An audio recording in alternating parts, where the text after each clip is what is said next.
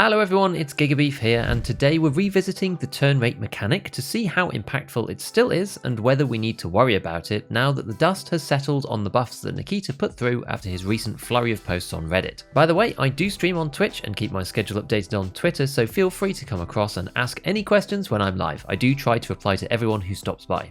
So based on Nikita's response to my question, we should be able to expect this mechanic to go away completely at some stage. However, for now, the turn rates have been reduced again on helmets, bags and armor. For the most part, I would say that regular players don't really need to think about this that much now. It's mostly at the fringes of possible loadouts where the turn rate debuffs still get bad, and that is usually by layering the worst armors and helmets together. For a sense of how this ranges, armor now varies from 0 to -10% turn rate, bags from 0 to -4, and helmets for a surprising 0 to 16%, so if you really try hard, you can get your turn rate debuff to -30% still. For those wondering, this combination is the Zabralo, the Vulcan helmet with the face shield, and the Pilgrim backpack. However, on further investigation, pretty much all the regular helmets are up to 3% at most, and this extra debuff often comes from the additional pieces of equipment such as face shields and extra armor for helmets like the Bastion. So if you aren't using a fancy helmet of some kind, your turn rate should be fairly manageable. A relatively expensive decent kit that was previously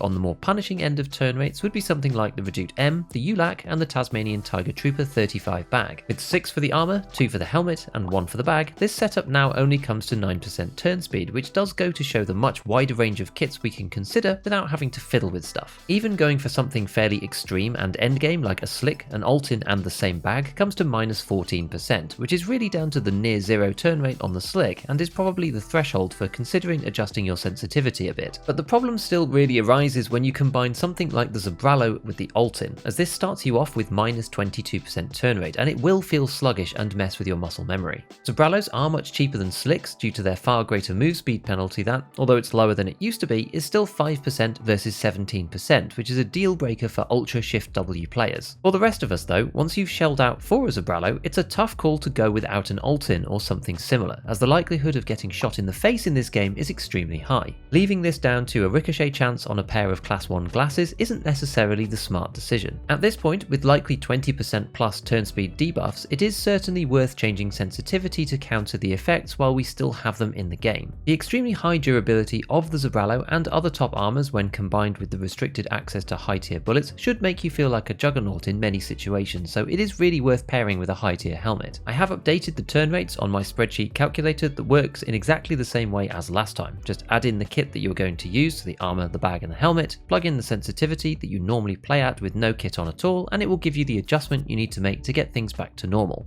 The link to the sheet is in the description. Just remember that to make changes, you'll need to download a copy to your own Google Drive because it won't let you edit my version directly. So next, go and check out my video on the best ammo to beat Class 5 armor now that many rounds are highly restricted. Otherwise, as usual, a big shout out to all my patrons, hit all the buttons if you enjoyed the video, and as always, have fun in your raids.